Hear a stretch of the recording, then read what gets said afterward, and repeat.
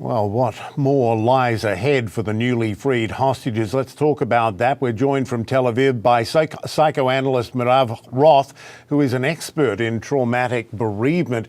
Thanks so much for being with us. Most people, I think, are familiar with the term post-traumatic stress disorder, but how might that term apply in this scenario for these people?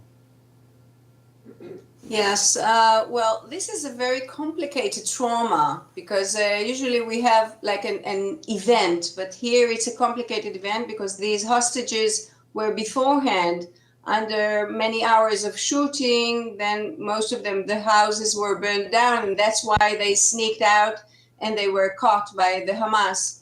And several of them saw their family members butchered. So this is a very complicated trauma. And also when they come out, they don't have a home to come back to.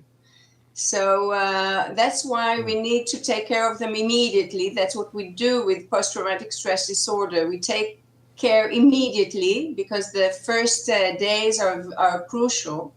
And we know that they will have symptoms, but we pray that they will not have post-traumatic stress disorder, which is a very severe disorder. Yeah, Israeli media was reporting that, Israel's welfare ministry put out guidelines for treatment of the hostages, including those who saw them first. I mean, they were saying things like, quote, hostages may not want to be touched or may be sensitive to specific sounds, assuming they've been held underground for several weeks. Sunlight might be uncomfortable for them. I mean, very specific things. What are the psychological considerations for people who've gone through something like this, particularly in the first days? Yes. Well, we don't actually have experience with 2 years old and 4 years old, like, for instance, Raza Aviv, who came out yesterday. We have only experience with soldiers who were war prisoners.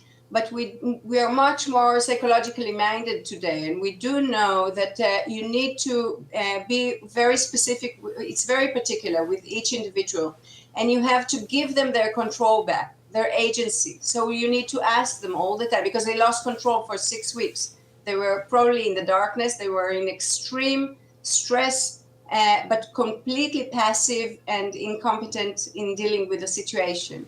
So you give them the most, in everything, you give them control, you give them their agency back. So you ask them, the soldiers were taught how to speak to the kids that they meet. Ask them, can I put a hand on you or take your hand? Is it okay for you to walk from here? Now I'm going to do this and that with you. You want them to gain control, to regain control, to regain their sense of agency, to regain their sense of competence.